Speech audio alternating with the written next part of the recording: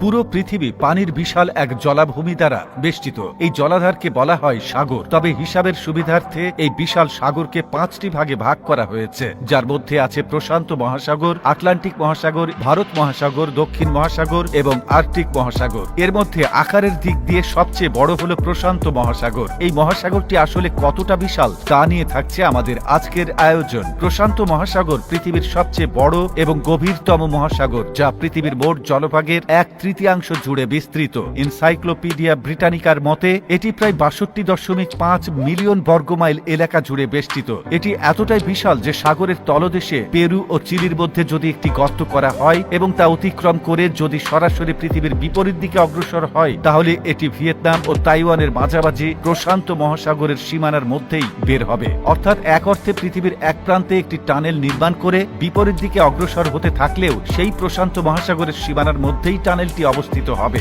এই মহাসাগরের পার্শ্ববর্তী সাগরগুলো বাদ দিয়ে হিসাব করলে এর গড় গভীরতা দাঁড়ায় 14,040 ফুট। এর গভীরতম এলাকার নাম হল মারিয়ানা ট্রেঞ্চ, যা প্রায় 36,201 ফুট গভীর। এই মহাসাগর এশিয়া এবং অস্ট্রেলিয়ার পূর্ব উপকূল থেকে আমেরিকার পশ্চিম উপকূল পর্যন্ত বিস্তৃত। এর উত্তরে আর্কটিক মহাসাগর এবং দক্ষিণে দক্ষিণ মহাসাগর রয়েছে। এর ইংরেজি নাম হল প্যাসিফিক ওশান। এই নামটি এসেছে ল্যাটিন শব্দ মার প্যাসিফিকো থেকে, যার অর্থ শান্ত মহাসাগর। এই নামকরণের পেছনে ছিলেন পর্তুগিজ নাবিক ফার্দিনান্দ ম্যাগেলান। প্রশান্ত মহাসাগরের পুরো এলাকা জুড়ে প্রায় 10,000-এরও বেশি দ্বীপ ছড়িয়ে ছিটিয়ে আছে, যা অন্য কোনো মহাসাগরের তুলনায় অনেক বেশি। হাওয়াই, ফিজি এবং ফিলিপাইনের মতো দ্বীপ ও দ্বীপরাষ্ট্রের মধ্যে উল্লেখযোগ্য।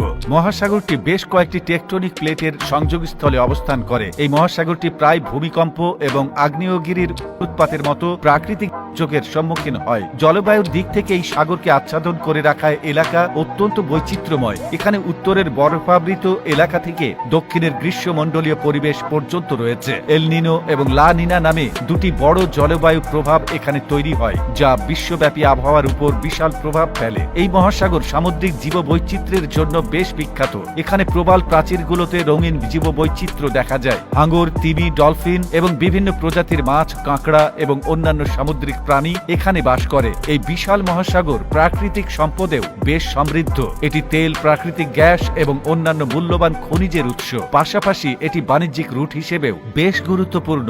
আন্তর্জাতিক বাণিজ্যের সাথে জড়িত বেশিরভাগ মালবাহী জাহাজ এই মহাসাগরের উপর দিয়ে চলে, যা এশিয়া এবং আমেরিকার মতো দেশে পণ্য পরিবহন করে থাকে। তবে প্রশান্ত মহাসাগর বর্তমানে বেশ কিছু পরিবেশগত সমস্যার সম্মুখীন। প্লাস্টিক দূষণ, জলবায়ু পরিবর্তনের ফলে উষ্ণায়ন এবং সামুদ্রিক বাস্তু সংস্থানের এর মধ্যে উল্লেখযোগ্য। মহাসাগরের জীববৈচিত্র্য এবং প্রাকৃতিক সম্পদ সংরক্ষণ করার জন্য আন্তর্জাতিক পদক্ষেপ নেওয়া জরুরি। এই মহাসাগর কেবল পৃথিবীর জলবায়ু এবং পরিবেশের ভারসাম্য রক্ষার জন্য নয়, বরং কোটি কোটি মানুষের জীবন ধারণের জন্য অত্যন্ত গুরুত্বপূর্ণ। তো বন্ধুরা, এই প্রতিবেদনটি ভালো লেগে থাকলে আপনার ফেসবুকের টাইমলাইনে এখনই শেয়ার করে রাখুন। সেই সঙ্গে আমাদের ফেসবুক পেজটিকে ফলো করুন। আর আপনি বাংলাদেশের কোন জেলা থেকে এই ভিডিওটি দেখছেন আমাদের কমেন্ট করে জানিয়ে দিন। আমরা পরবর্তী ভিডিওতে আপনাকে ধন্যবাদ জানাতে ভুলব না। এতক্ষণ আমাদের সাথে থাকার জন্য অসংখ্য ধন্যবাদ।